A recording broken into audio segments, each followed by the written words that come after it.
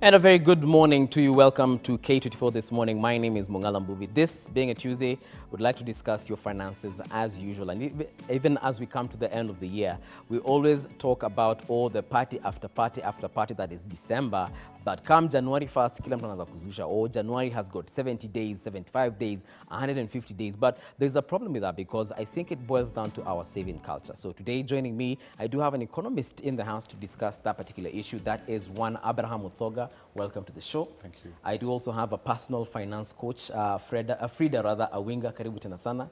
Always a pleasure to have you with us. Thank you so and much. And a first timer, Kennedy Mufasa. Brother, habari yako? Nzuri sana. You know, someone looks at you and they think you're a bouncer, but they actually don't know that you're an entrepreneur and so many other things. You're a graphic designer, yeah, fitness coach and all that. So I will start with you because you're more or less the person on the ground when it comes to the kaida common mwananchi. Yeah. Do you have a saving culture yourself? Yes, I have an impeccable saving culture. Yeah. So, and it started a long time ago. It started 7 years ago. Mm-hmm. And I got 7 years ago. And wow. I got that from an idea from a book called The Richest Man in Babylon. About saving. Richest Man in Babylon? Yes, Richest Man in Babylon. That must have been King Solomon. No. Okay. Another guy, yeah. Okay. Yeah, but it was, the first thing he said was pay yourself first. Yeah. And by that, he meant save at least 10% of your earnings every single time you get money without fail. Right. And so, because that starts the wealth building and financial freedom journey. And so for 7 years without fail, every single month I've been saving 10% of my salary. And 10% yes, for how many years now? That's 7 years. 7, okay. And the number looks really good. Yeah, okay. Ndio maana umepack BMW hapa nje. Okay, there's something before I get to the rest. There's something known as I think you called it the 52-week saving challenge. Yes. And something that I saw you posting, I think it was on the 1st of January 2019. How is that working out for you? It's amazing. So this is actually the 3rd time we've done it. It's not something that started in 2019. Okay. We started back in 2017. And I just started by making a joke saying you can't get rid of January by tearing it off the calendar. Yeah. Start saving now. And guys asked me, what is this about? So basically it's about saving in increments of 100 shillings every week. Exactly. So if I start saving 100 bob week 1 of January, so week 2 I deposit 200 bob. Yes. Then week 3 I deposit 300. Week 4, so increments of Yes, right. Without fail. The idea is to do without fail because even personally I discovered if I skip a week, the other week becomes tougher. Because you have now to do twice. Twice, exactly. Yes. So that consistency is really important. And by the time you're done with the challenge, you have about 136,000 shillings. That is enough money to do a lot of stuff. Yeah. You can literally have an emergency fund with that money in case there's any trouble. In case of retrenchments, you'd have some money to pay your rent, your bills. Yes, and you have even just money for vacations. And as a graphic designer, by the time I was finishing the first round, I had enough money to buy myself a very powerful computer, which helps me increase value also to the marketplace. Right. So it's an amazing thing. Like if you do it consistently, you reap the benefits. Okay. Yeah. Abraham, let me come to you. Kama mwana hesabu, because being an economist, you know, it looks like something simple because nani hana so moja January, week 1, of course I have 100 bob. Put it somewhere. Week 2, so mbili, come on, that's lunch. Weka. Wiki ya 3, ya 4, ya 5, but then we get to the 5th week, you need to deposit 500 bob. And then now unaanza kufikiria, so do I deposit 500 bob or do I buy tokens for electricity? Is that, Frida, you're laughing? I'm getting to you. Is that something practical for every single Kenyan out there, considering that a lot of Kenyans are living below the poverty line? See, if you look at your income, the only 2 things you do with it. Yeah. You either consume it or you save it. But then, under consumption, there are two sets of consumption. Right. There's consumption that you must. You must eat. If you're sick, you must go to hospital. So that's compulsory consumption. Yeah. But there's discretionary. I mean, you don't have to go to a high-end restaurant. You can go to a low-end. Like where you go to the kibanda. Yeah. Yes, you can go there. You don't have to upgrade all the time. Right. So there's that aspect. Yes. So it is that portion of discretionary consumption that now builds into what he's saying. Yes. So at the end of the day, first we have to look at what your income level, as you're saying, there's a threshold of your income level. Yeah. So if your compulsory consumption consumes all your income, then you can wish saving all you want. Yeah. You will not get there. And there's a portion of Kenyans who are actually there. Yeah. So for those ones, the only solution is for their income to go up. Yes. But for the ones who have a portion of discretionary consumption, then it's a question of how much can they apportion, how much can they cut down on this consumption, right, and save it. But now that now kicks in culture. As they say, culture has a strategy for breakfast. Right. Culture overrides anything. So if you have a savings culture, it beats any strategy that is around. Okay. And you can see how simple that is. And you can see the amount of money. 100 bob. 100 bob. Now, if you have at a higher level, let's say you put it to 1,000. Yes. And there are people who can do that. Yeah. The people can do 10,000. But they don't do it. What do they do? They go into this discretionary consumption. These patterns that people do things that they don't need to do. Yeah. So in a nutshell, it's a question of your level of income, and more importantly, your level of discretionary consumption, and how much of that you're willing to cut down for the future. So instead of taking a single malt whiskey, you kunywe changa. I did not say that. No, everyone has at least that. Yes, Kennedy. Yeah, so there's this lady who approached me like online and told me, Kennedy, by the end of the month, I have more month at the end of my money. I do not have any other shilling to save. So what I told her to do was actually just write down all her expenses, like figure out exactly where every penny is going to. First of all, she couldn't do that. So I told her, spend 1 month, try do it. And after she did it, we discovered so many things. She was going for coffee every day at Java, so that has to go. Yeah. She was doing a lot of impulse buying, seeing a dress and just going. Some random stuff that don't cost a lot, but by the time we were done with that list, she had 21,000 shillings extra. That she wastes every month. Yes, after she changes hair after every 2 weeks, they need to do that. Yeah. So some of these things are actually out of culture, like Mr. Mudoga said. Yeah. You have to like literally see where the gaps are and figure out how to cover them so that you have some money to save, unless you live below the poverty line. Anyone who lives above the poverty line should be able to save. And even if it's not 10%, I was telling people sometimes, save 5, but just save something. Save something. Because of the power of the compound effect. Compound effect, exactly. Compounding, you save, if you save 100 shillings every single day, at the end of the day, you have quite a large sum of money. Frida, boiling down to the fact that now we have the people who are living below the poverty line, now we're being asked to not go to the high-end places and choose a low-end place. Don't listen to him. Let me just put that there first.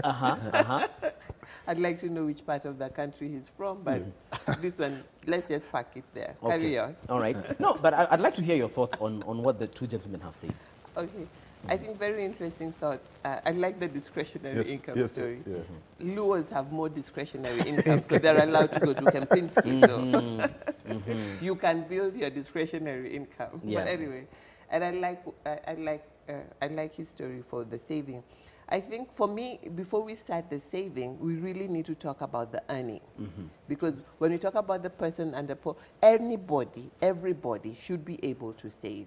Because you can save as an individual, you can save as a community. True. We know chamas, we know table banking, and we know all those kinds of things. When we come back to the Kenya culture, we know Harambe. All right, so we tend to be a communal community. So when we look at it individually, yes, we talk about you saving the 100 bob every day, brilliant. We can also talk about the people who earn, the below poverty people, they earn 100 X amount every day, right? True. So there's a lady that, I work with table banking, I work with chamas, I work with business owners, all right? And in table banking, we've had a lady that she was, I want to call her fishmonger because I don't know what else. Or fishpreneur. Let's be nice. Sells fish, she sells yummy fish. All right. Okay. And she started with 50 bob, but she started at 50 bob a day. The last time I did a training for their table banks, because I was called to do a training for the leadership of the table, these people with the table bank. She was at 3,000 a day. So multiply 3,000 a day times 30,000. Wow. But she started with 50. Yes. Okay. And she was carrying on. And you see the value of saving as a as a table bank, women coming together or traders coming together, at the end of the day, putting their money together, she was able to buy a car, because I like what he said, he was able to buy he was able to buy a better computer for his graphic design. So the key thing for me is thinking, so she was able to buy a refrigerated van so she could get fish from Kisumu and all that. So for me, when we talk about saving, it's extremely important that we talk about generating income. Right? How do I generate income? And what is my vision for this income? So that, because if we just talk about savings in a vacuum, then it looks impossible. Here was somebody saving 50 a day. Yes, there are the stories of the below poverty line and all that. But if we bring it back down to our culture is very community oriented. How can we save together? At Passion Profit, we have what we call Catalyst. And business owners come and save 3,000. I was going to say a day, no. They do 3,000 a week. It didn't sound right. A week? That's still a lot of money. No. 3,000 a month. Yeah, it's still a lot of money. They save 3,000 a month. So if you're running a business, 3,000 a month, you come together, a group of 10 people, you're able to borrow 100,000, 150, you know, and you pay it back with interest. They keep growing this money. It is the risk of SMEs mitigated because we are part of the network. You've been in the network. We know you. We are mentoring your business. And the people that you're working with are the ones guaranteeing you. You don't have to wait for SACCO, you know, this signatory. There's no fear that where is this money going? It's a table bank. The money is on the table. We have a table banking person. Not even one of the members of the group is the one managing the money. There's an external person that's managing the money, ensuring the money on the table is distributed. It's done. Next month you come back again. And there's no other thing that happens around that. So for me, I feel there is hope for saving in Kenya. And we tend to look at what we can't do, but I think we need to start changing the conversation to what can we do based on what we have, because everybody has something. It's like every fruit has a seed. You can't eat the fruit and the seed. You have to remove the seed. And eat the so fruit. that it will grow back. It will grow back again. And when you plant the seed, ukiplant maize, sitatoka mob. Of course. So the exact same thing when it comes to money. Okay.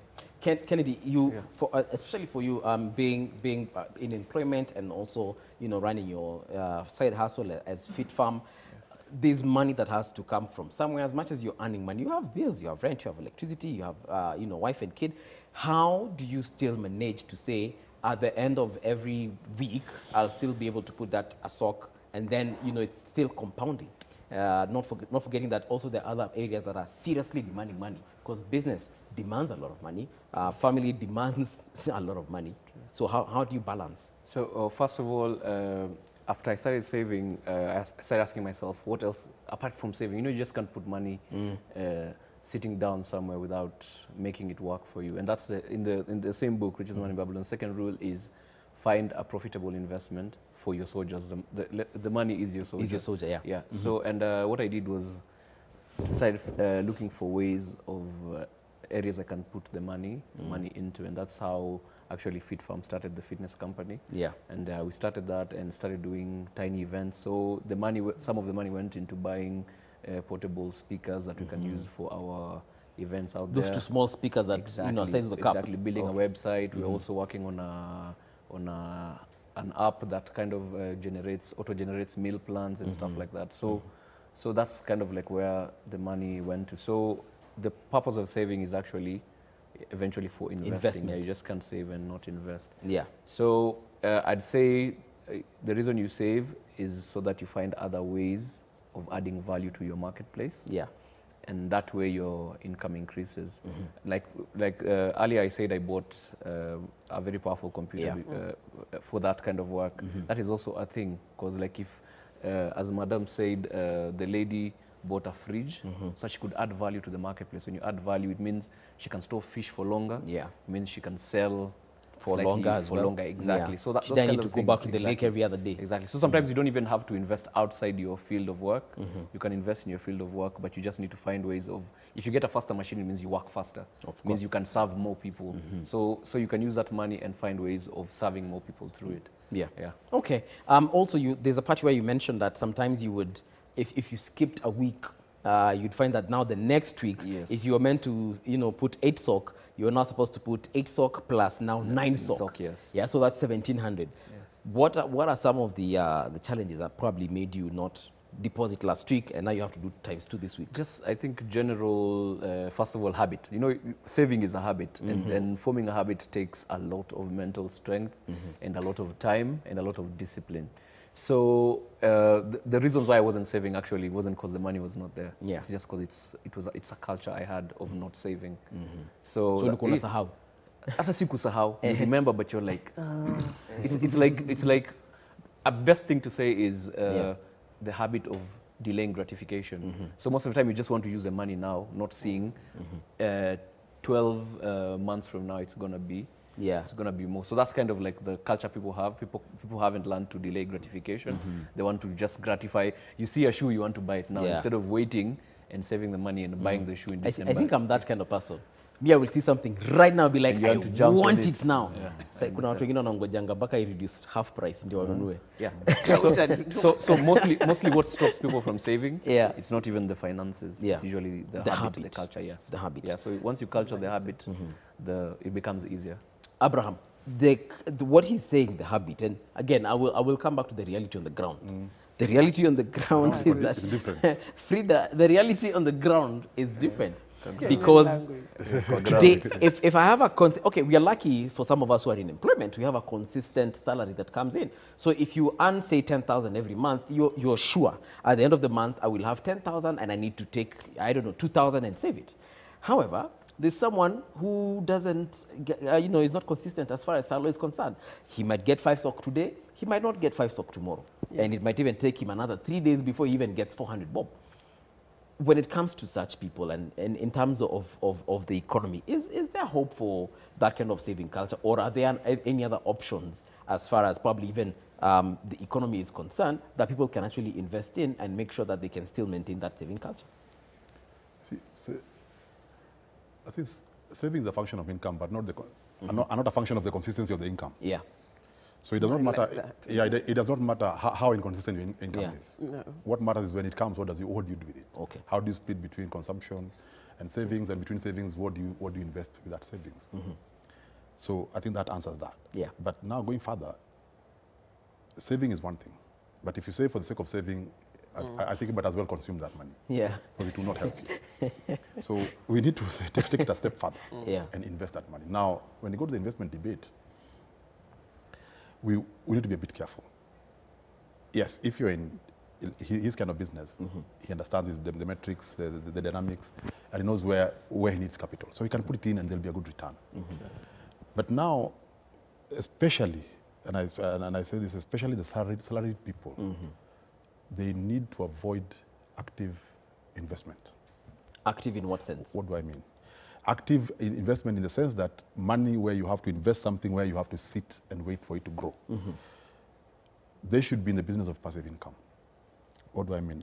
You see, out here there are a lot of people who have gone to school to do just that. All right. You give them their money, your money, and they guarantee you a certain return. Is this the so-called investment bankers? Yes, no, personal finance. They have all manner of names, but the end result is that they'll give you back your money with a return. Okay. Some guarantee it, some give you a range, and what that does is that you save and throw it to somebody else and go back to earning income. But now, as I told the other day, I gave an example. You're sitting in here, then you get a brainwave that I want to open a butchery down here. You open it. Just because Kennedy has opened one. Only for you to know that everybody is a vegetarian. Yeah. And you've already invested in the butchery you know nothing about. Yeah. That actually happened to me. Yes. I remember after saving, before you continue, I remember after saving for a while, I decided I had everyone is investing in onions, plant onions, okay? Ukakimbia Kinangop. Yes. Ukambani. Nika hire kashamba, then we did some onions, okay? But I'm in Nairobi. Yes. I remember calling what do you call them? Farmer. The farm boy. The farm boy. Yeah. After 2 weeks, then he tells me, by the way, 2 weeks ago, the onions were affected by some disease. And they died. Zikachomeka. You get? Wow. And that's a rule that I usually have. Invest in something you know. Yes, never send a brick maker to buy you diamonds. Yeah, yes, they don't know how it's not going to happen. Exactly, they'll bring back rocks. So that's what I'm telling you. So I think in investment, I think you have to graduate. And for me, I believe that for you to really grow your wealth to that level, the fastest way to do it, because you only have only so long on this earth, I think it's through passive income. Because you can you can actually grow infinitely. Okay. Because you can put money everywhere. And that's why all these rich guys we have, that's what they do. Okay. But this thing of believing that I must sit, if I have a hotel, I have to be at the cashier's place and collect the money myself, you know, that in itself, and you have nothing, you don't know anything about hoteliering. So the point I'm trying to make is, one, save, but don't save for the sake of saving. Two, be careful that you not waste the energy of saving, but by sinking it in a non-return, an investment that does not return you money. Okay. All right. I really like that. Sorry, yeah, if I could write on that, don't just save for the sake of saving. Yes. We have a culture, we've been told, save for a rainy day. One of my mentors says that if you save for a rainy day, it will rain. So I like that it's helping us structure our savings. Yes. And I work with business people, and what we recommend for business people to do, we use what we call a profit first formula. It's not ours. There's a book out there called Profit First. Profit First. Yes. So now, in the Profit First philosophy, the author of the book tells us that we need to have 5 wallets for our revenue. So I like that he's saying that when you save so passive income, he was advising us save so that you can buy something for your business.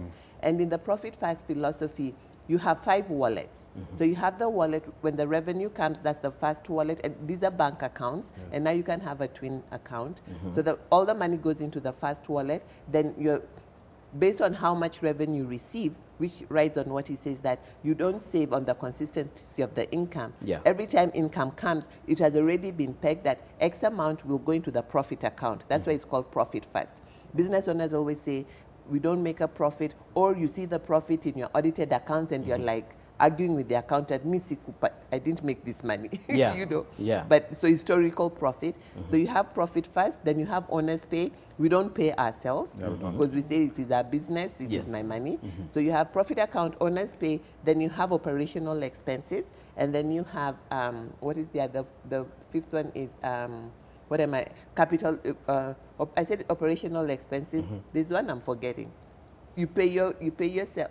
Revenue, profit, owner's pay, operational expenses, and tax. Okay. How could I forget tax? Tax. All right. Very important. So you see the thing. Even if you forget them, they won't forget you. They'll remind you. But you see, a lot of times we need to charge VAT. But the time for paying VAT, you have used this money. So having these 5 wallets helps you ensure that all the money you are getting is channeled into the correct wallet. And there's a formula for calculating how much revenue you make. So we look at your historical data, how much revenue you make, and now we can tell you every time you get money, X% should go here, X% should go here. Yes. So profit can be saved for future investments and stuff like that. Owner's pay will get paid. You'll be able to pay your tax, and your operational expenses happens. And we found that you can use this methodology even for individuals, because the key thing is, we have this culture of 30-day salary, but not everybody gets a 30-day salary. Not everybody gets paid all the time. So whenever you get income, if you have this structure, then you're able to remove the percentage and put it in. And I really like what he said, because he said that saving is a habit, it's a mindset. Yes. So once you get into it, you know, every time money is coming, this needs to go here, this needs to go here for whatever purpose.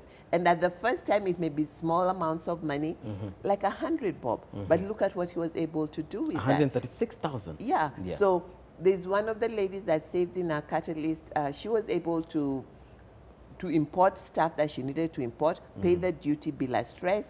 She didn't have, and you see, as you're growing your money, then you're able now to graduate to access money from other sources also. So I think the thought that we have too little, we can't, is not true. That's the myth that needs to be broken. Where is money coming from? And when it comes, how do we channel it? And for what purpose? Yes. Kenny, and then we'll have Abraham. So you wanted to say something? Yeah, to add on what she's saying about saving, like in the 7 years that I've been saving, it hasn't been I haven't been employed for the entire 7 years. It's been up and down. And part of the reason I survived is because of the savings I've been doing. But it has been up and down. And still the times that I was jobless, I was still, the little money I was making, I was trying to save 10% of that. If I make more, I increase the 10%. So the finances might vary, but the principle of saving 10% is really, really valuable. Okay. So that's fantastic. Abraham, you were saying something. Yeah, you see, I think basically, the word broke, if you look at it very carefully, it's a cash flow management issue. You see, cash flow has two dimensions. It's the cash and the timing. Even now, as we're sitting today, we're in November. We all know, like now I have 4 kids. I know my kids will need school fees, and I know the date. That's true. I know the amount. Ubejipanga. Yes, of course. So now, if you do your own cash flow, you know that on this day I'll need these amounts. So what happens is when we start getting into wishful thinking and wishful spending, spending Christmas and getting some temporary amnesia that there shall be expenses in January. And you quickly go to it's willful temporary amnesia, which comes. There's like a devil. There's a big. It's almost at epidemic levels. Yes. From around 20th. Yeah. Not forgetting, the employers don't help us. They pay us a week or 2 weeks in advance. Kuna watu say hakuna mshahara. Yeah, so now if you pay me on the 15th, 25th I'll have no salary. So January doesn't even start. So you see, so ultimately it's a cash flow issue. It's a cash flow management issue. You know your expenses and know when they fall due. So again, and if you go to even to the investment side of it, if I'm investing all my money in non-liquid assets like land, so it means when I need cash, the convertibility of these assets from what they are to cash is a process. So you want also to balance your portfolio such that there are assets that are completely liquid like land, right down to physical cash on T-bills. Because like if you have a treasury bill, you can discount it. Okay. If you have a share stock, you can sell it. Yes. If you have a fixed deposit, you can break it and lose the interest. Yes. And then you can have a little money in your current account which you can access straight from. Okay. So basically what you're saying, this broke thing does not come by accident. Suddenly, we see it coming. It's not you know it's coming. Okay. So we just act it out. Yeah. Yes. We take a short break right now, but when we return, we obviously look at now those things that he's talking about, that calendar that you want, or rather that you have, and how you can convert it, so that tuache historia manze kila Januari unapigia manze bwe wako manze jo Kennedy manze jo niokole na 5 ni kama huko unajua Januari na kam. Yeah, so don't go anywhere. We'll be right back. Yeah.